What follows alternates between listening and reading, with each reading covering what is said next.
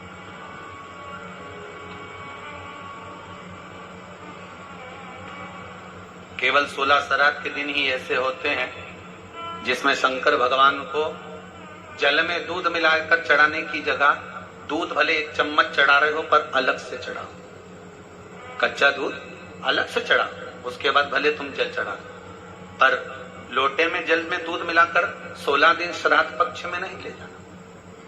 भले 1 चम्मच दूध लेकर जाओ, 1 कटोरी दूध लेकर जाओ, पर कच्चा दूध अलग से लेकर जाओ, शंकर भगवान को अलग से चढ़ाओ, क्योंकि 16 दिन श्राद्ध पक्ष के जब भगवान शंकर को दूध और जल चढ़ाया जाता है वो हमारे पितरों के खाते में चला जाता है, हमारे पितरों को उसका भाग मिलता है। इसलिए शंकर भगवान को कच्चा दूध भी चढ़ाओ तो पानी में मिलाकर नहीं, एक अलग से 1 चम्मच ले जाओ, भले फिर शिव जी को चढ़ा दो, भले एक छोटा सा कटोरी में ले गए चढ़ा दिया, जल ले गए चढ़ा दिया, हमारे पूर्वजों को प्राप्त, तो हमारे पूर्वजों को प्राप्त होता है।